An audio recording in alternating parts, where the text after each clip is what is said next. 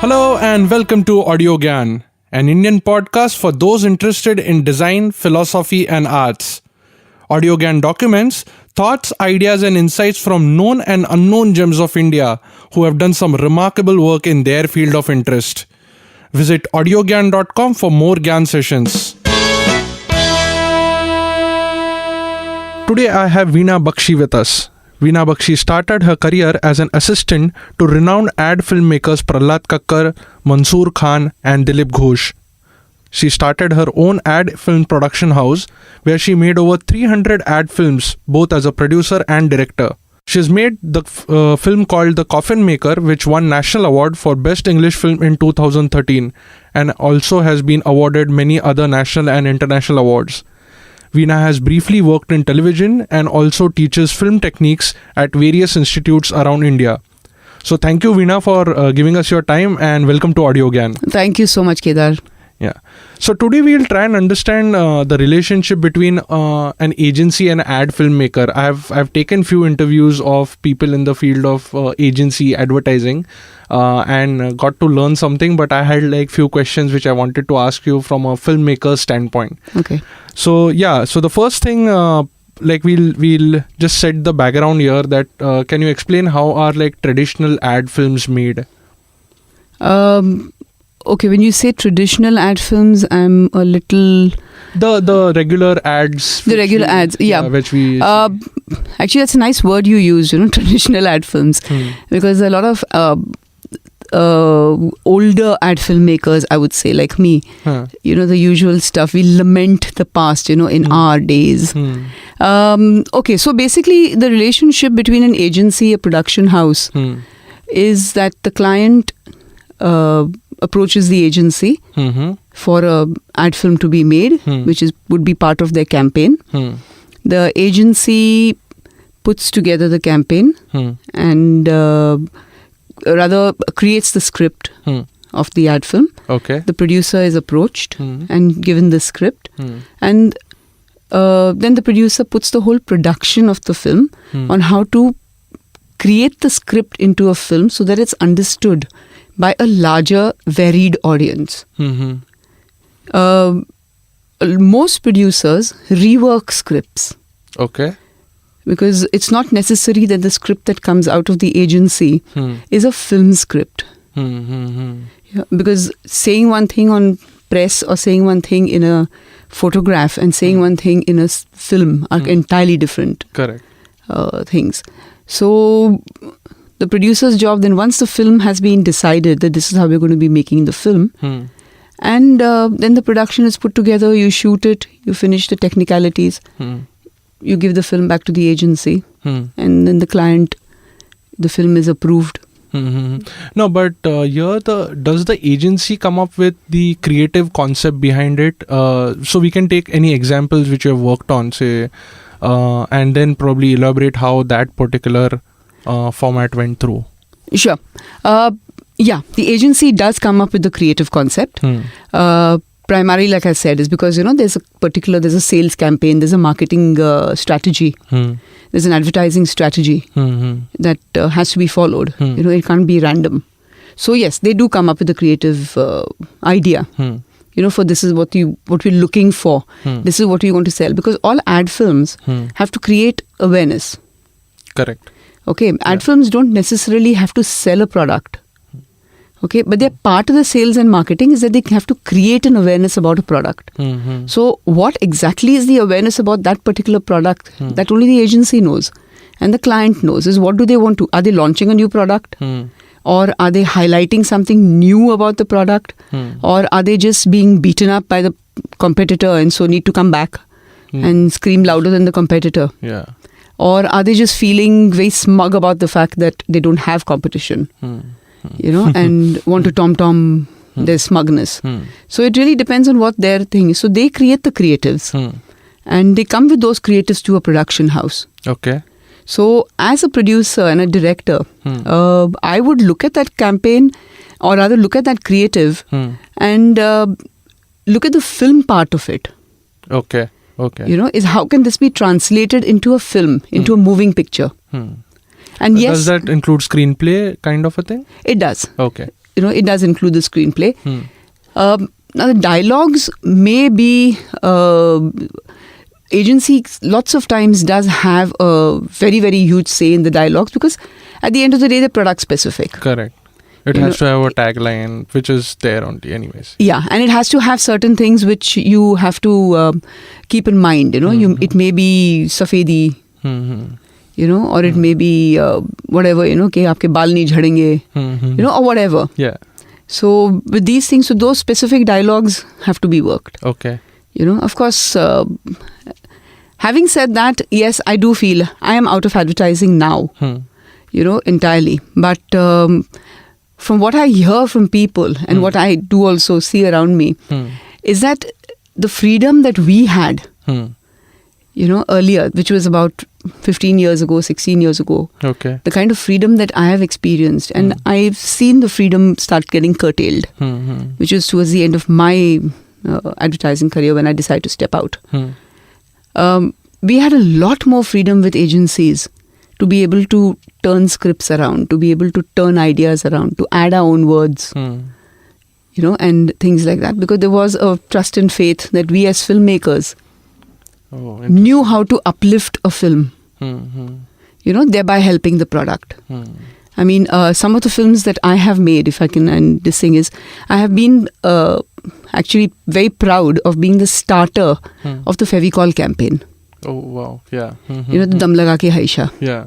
So those were my films. Oh, nice. And then later on, there were other people who got into the act, and the later films were made by other people. And I know it's a dangerous thing to say on a podcast, but I truly feel is that at some point, whoever was the target audience for Fevicol was kind of lost. Okay. Because the later films of Fevicol, people getting stuck to a bus and a shadow getting stuck, they're creatively wonderful for awards. But does a carpenter really understand it? Yeah. And he's your target audience. He's the one who's buying 500 kilos. Yeah. Fevicol, yeah. We are buying 10 grams. So your target audience is, and that's something which is to... I used to actually take care, we used to take care of the fact that you looked at who was your target audience. Was your film being true to the product, rather than to an award? Correct. Those were catered towards building awards, sending it for awards and stuff like that, yeah.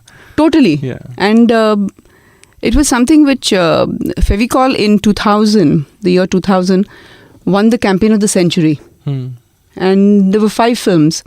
Because Fevicol has never done hoarding advertising. They have one hoarding in Valkeshwar, which says Fevicol. And they've never done press. So it was purely on film. And it won the campaign of the century. And all those 5 films were mine. Oh, wow. And I was very proud of the fact that it was that we had taken care that the carpenter understands, this film. And realizes that, okay, he is using this product, and what does this product really mean? Beautiful. Rather than the HEP generation saying, oh, Fevicol. Basically that. So where does this overall, as you mentioned, the agencies used to trust the filmmakers before, right? Yeah. So... in that time, we won't speak about the current time, but at least in that time, where and how was this partition or boundary or jurisdiction defined, that this is what the agency will think of and this is what the ad filmmaker will think of? Okay, that's a brilliant question. That's also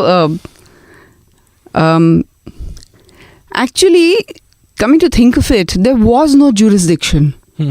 It was quite a free for all. Okay. And I must say the trust levels, from an agency to a producer were very, very high. And we were friends. It's like, for instance, you've met Gangadhar Menon. Yeah. Ganga's a friend. Okay. So we could sit across the table. In fact, we have actually worked on films and, sat down at the local tapri over a chai and a smoke. And said, "Ki, acha bol." Script kya hai? Correct. You know, it's one of those, you know, कि अच्छा script ये है, you know, ये होता है, वो होता है, वो होता है, तू बोल. You know, and then you're looking at the guy and saying, won't work. You know, why? No, I don't think. You know, this is not there, that is not there. Acha, you think so? And the client is being given the final thing, and the client is sitting over there and saying, hello, I mean, can I get involved in this? It's my product. You know, so it's like, yeah, it's because we want to, you know, I mean, give you the best for the product. But there was a lot more bonhomie. You know, so the jurisdictions really didn't, yes, the fights happened. No, but this is more at a practical level, right? Like in terms of technical, are there or is there supposed to be any kind of boundaries which... Yes, technically there are supposed to be boundaries. And that producers are not really encouraged to step into the strategy. Okay. Strategy as to... The advertising, marketing and sales strategy, which then combines to make that film. So producers weren't really encouraged to step into that strategy because as a creative person, that strategy may not suit me as a filmmaker. Okay, because as a filmmaker, it may take away from something, the way I shoot the film or the way the film is communicating. You're off the mic. I'm sorry. Yeah, so the way the film is communicating, it may take away from that if I stick to the strategy. Okay, so if the strategy, they insist in the strategy that I have to show bubbles blowing. Okay, but we're shooting on a mountaintop. And I'm like, hello, you know, I mean, you cannot, how can you have bubbles blowing on a mountaintop? They're not going to happen. You know, the wind's going to blow them away. You know, you can't do it. You know, cinematically, it does not happen. Correct. But the strategy insists that you have to have bubbles, then I'm forced to do it and we'll have to create them graphically. And I may not agree with it cinematically. You know, and I may have this thing saying that, but it's just not, it's not possible. And it looks stupid, but chahiye to chahiye. Correct, yeah. You know, so these are the places where, you know, so you're not supposed to step in. You know, like Lever's films are very pat. You know, Lever's films are problem, solution, demo of product equals to, oh wow, what a product. Okay. Okay, so as a filmmaker, you just shut up and lump it. You know, and within that, we try and get as creative as we can. Cool.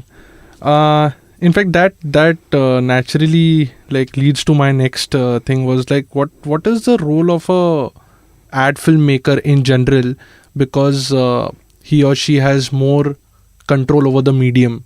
So like where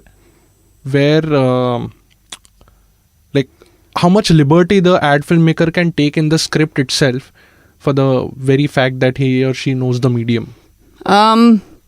And this, if you can support with some of the examples, please feel free to take any brand's name. This is not... Yeah, of course. Yes, I know what you're saying, because the first thing that most times, you know, you're constantly, especially somebody like me, has to curb my mouth or get into trouble. Yeah. No, but it doesn't matter at all. Okay, see, it's like this, Kedar, is...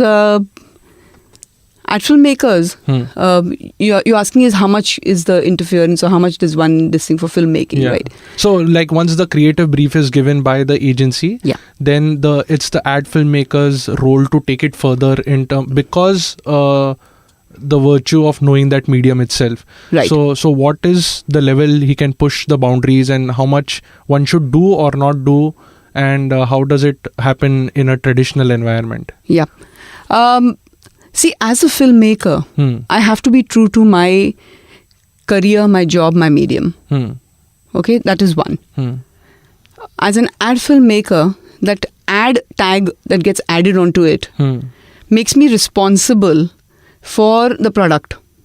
Okay, so it does tie a bit of a ball and chain around your ankles. You know, and you do get restricted.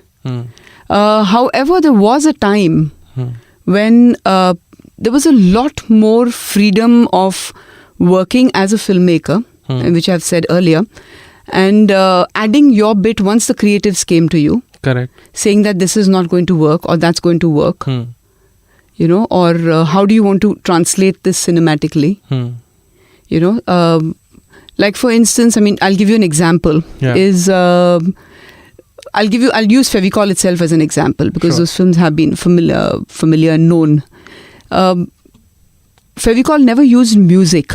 Okay, in its advertising. It was always Dam Laga Ke Haisha. You know, and now this brief particularly that we should never use is a filmmaker's call or the agency's call or the producer's call. Like this was a call actually taken together. Okay. It was a call taken together. Is because the way we came out with the way the ad was written. And you know that the first Fevicol Dam Laga Ke, before that ads were made. Fevicol ads were made before that. It's not that they weren't made. But they were at quite a ridiculous level, if I may say that. You know, they were stupid. You know, and then when the first Dam Laga Ke Haisha script was written, and they had already made an ad with Bob Christo wrestling a chair in a boxing ring. Okay, and they spent a lot of money, and I will not name the producer here, but they spent a lot of money, and because it was a big time producer. Then this ad was written for another product and given to the client, and the client said, "Why can't we do this for Fevicol?" And they said, "Because we've just spent money, we don't have much money." So the client turned around and said, "So get a newer producer," and I had just broken into production. So I was asked, "Tere ko karne ka hai kya? Paisa nahi hai." So who's going to say no to any work coming your way when you're a newcomer? Yeah.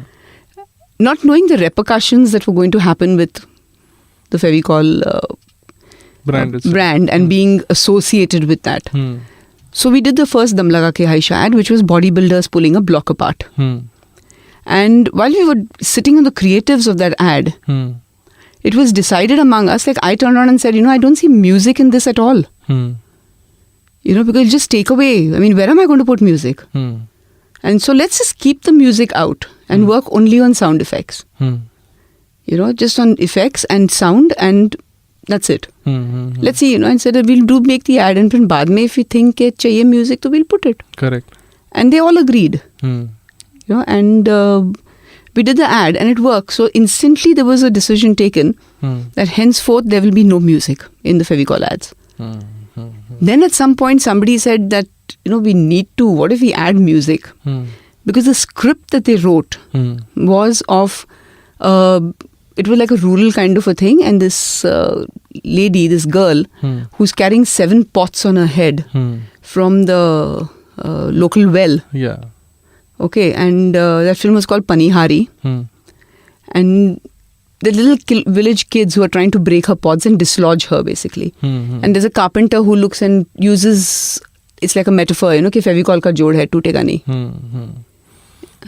And now for the walk of the girl from the well to wherever she's going, is I said, just having her walk like that doesn't make any sense. I said, now we need music. So they said, how are you going to put music? So I said, let's make Dam Laga Kar Haisha into a music, let's make that musical. Yeah. Yeah, so we used Dam Laga Kar Haisha, as the song. Okay, and it was done in a Rajat Dholakia, Juku, he did the music. So we experimented with music in that time. So once again, it was agency to producer. My inputs as a filmmaker, came into the script saying that let's add music to this, and now let me shoot it like I would shoot a feature film. So though it was a 20-second ad, we had playback and things like that, to give the girl rhythm to walk.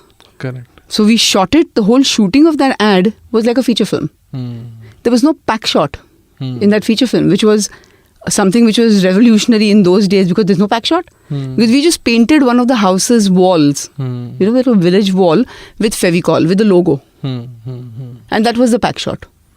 Wow. And so these decisions were taken cinematically.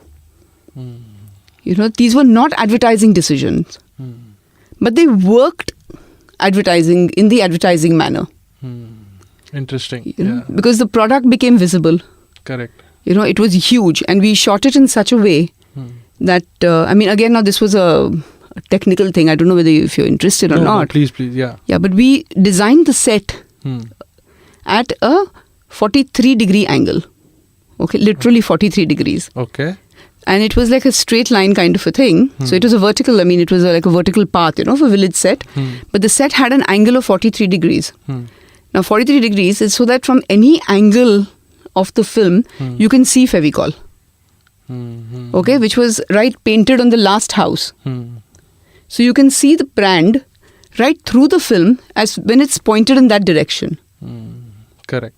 Okay, and at the same time, the street doesn't look curved deliberately. It was so strange mathematically, and at school I was always weak at maths, so I was very surprised at myself that those 2 degrees that we didn't turn didn't give it a curve. You know, and let it look kind of straight. But we could see the, so branding, which people hold seminars about, became so strong in that film. You know, so as soon as you were in this angle of the street, wherever the camera was put, you could see Fevicol. Correct. Interesting. I have to go and watch the... You'll see it on it's on YouTube. Yeah. So you'll see the ad. Cool. You know, so this was all the cinematic additions into the thing from the ad, from what you were asking, from my side, which was the film producer and the director. Cool. I think I'll conclude with one last question, which is... actually, I have 2 questions more, sorry. Now since the creative part is done, you answered it pretty much, but still a different perspective, which is how does the ad filmmaker get satisfaction from his work? I mean, since the agency gives the creative brief and the ad filmmaker has to pretty much execute it without if the filmmaker itself is not intelligent or not doesn't have much insights. It's pretty much an execution part. So is it first of all that, and if it's not, then how does an ad filmmaker gets satisfaction from what he has done? Very interesting question. Okay, now here I'm going to be a complete horrible human being. Okay. And partly, okay, part of this thing is I truly believe that ad filmmakers today, the younger crowd, is only minting money. Okay, and because if you look at any of the ads, most times 90% of the ads, you're looking at them and saying, what was the product? Okay, so people are, and the kind of units that have increased, now you have as good as a feature film team working on an ad. So you're looking at that and saying, so where was the brains used? Okay, and you have a whole gamut of, everything is looked at in fact, it's a joke in the industry. If an actor is not getting a dialogue, and you're going on with takes, and 4-5 take, 6 take, 10 take ho jate, and then the actor will turn around and say, yaar, post mein karna. And that's become a joke, okay? And it's actually come from the advertising side. It's because today most ads are created on post. And we used to make ads which are on camera. Because if you go wrong on camera, there's nothing that your post can do to save it. Correct. So yes, I definitely would say, much to the ire and anger of some of the people who might hear this, is that I do feel that intelligence levels, or rather thinking, has dumbed down ever since all these machines that have come to help you. And you can make day into night, and you don't have to really think, of how to do a certain thing. There are... So the satisfaction comes from how satisfaction comes from making money. Yeah. So from yes, the satisfaction for a filmmaker comes. It's purely the same thing that goes across is when you look at your film at the end of it and you think you've done a good job. And the film's looking good, and there's the appreciation that comes from everybody around you. The client likes the film, agency likes the film, gets passed in the first shot, and you look at that film at the end of it and say okay, yeah, works. Okay. That's where your satisfaction really comes from. Not with the numbers which the client is looking forward to, like return on investment and things like that. No, you don't really know those numbers. Okay. One doesn't really know those numbers as such. And I really don't know how many people are really concerned with finding out whether that product is really doing well. Yes. Unless it's a social awareness ad, yeah. Yeah, that is one. Secondly, yes, the so-called big products, or the known products, like if you're doing an ad for Coke or Pepsi, or Air India or one of those bigger products, yeah, then it's a matter of pride. Then you know that whether you know the figures or not, your ad is somewhere contributing to what the figures are, but you don't really know. But satisfaction as a filmmaker, as an ad filmmaker, comes from seeing your end product. Okay. And the fact that you made a film which worked. Interesting. Cool. So I'll conclude with one last question. Like, how can, especially I know you can again rant about the current generation if required, but how can an ad filmmaker take a stand of not selling something mediocre? Because I have personally faced this, and that's why I moved to product side, where there are a lot of stuff which the advertising just bumps it up. The product itself is useless or not working enough, good in the market, or it shouldn't be promoted, but due to probably money power or whatever it is being advertised, it is being shown. So can an ad filmmaker take a stand of not taking this mediocre work to the masses? No, okay, I'm not going to rant about the new generation.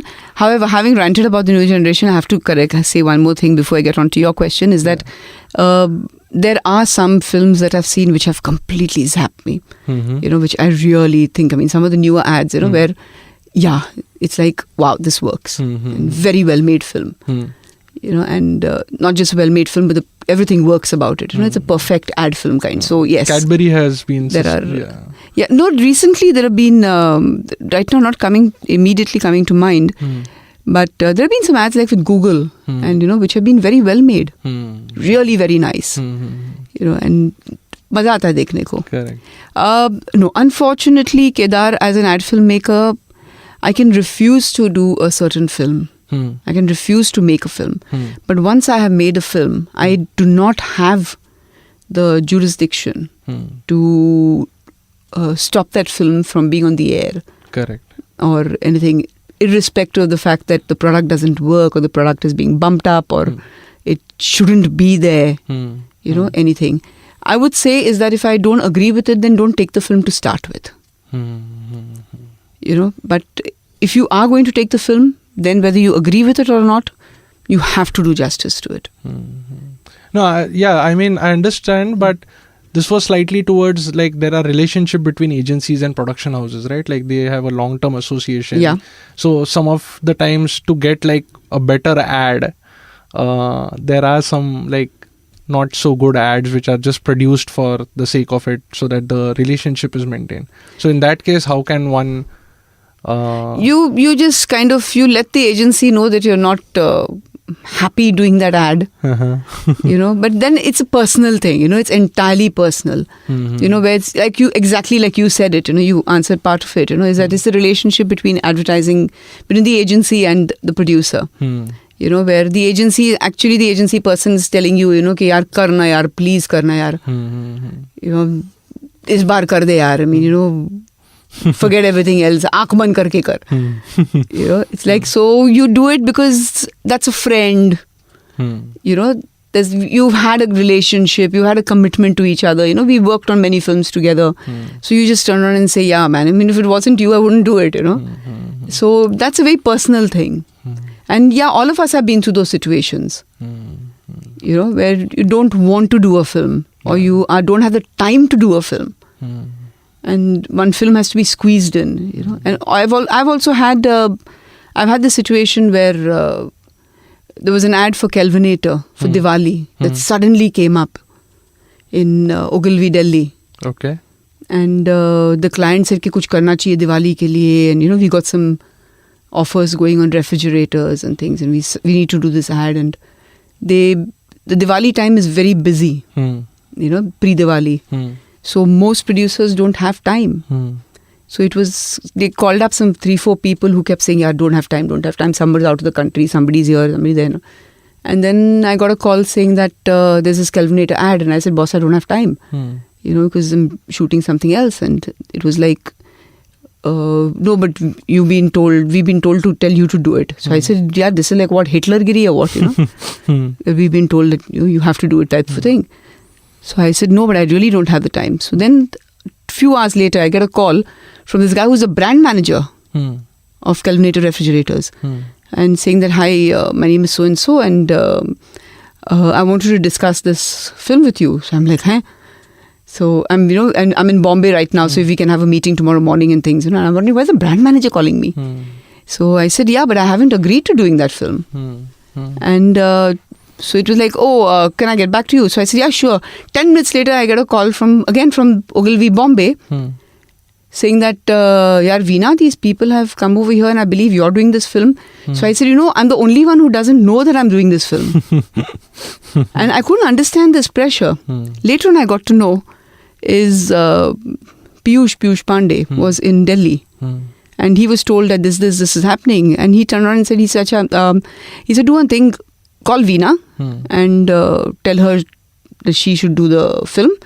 So who already approached this and so. This is Veena ko bolo karne ko and tell Veena I said so. So these guys called up and then they turned around and told me, they said, Pandey said that he told you to do it. So I said, yaar, ajeeb log ho yaar tum log.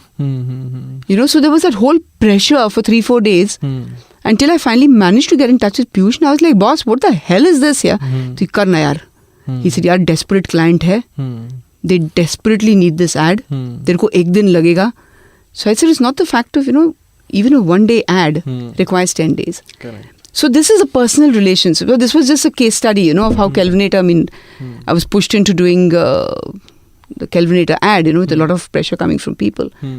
But it's a personal relationship. So at the end of it, correct, you shoot the ad, you bitch about it through the shoot, you let everyone around know that you're doing them a favor.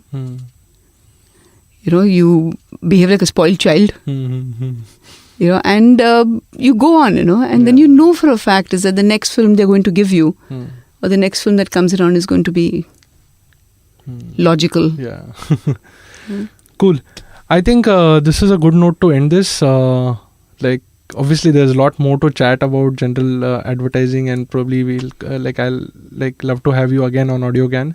So thanks once again, Veena, for giving us your time and it was a pleasure talking to you. Thank you so much. It's been absolutely wonderful. You're absolutely right. There's so much to talk about with advertising. Yeah. Thank you so much for having me here. Okay. So that's it from today's GAN session. Stay tuned for more GAN on AudioGAN next week. Till then, bye.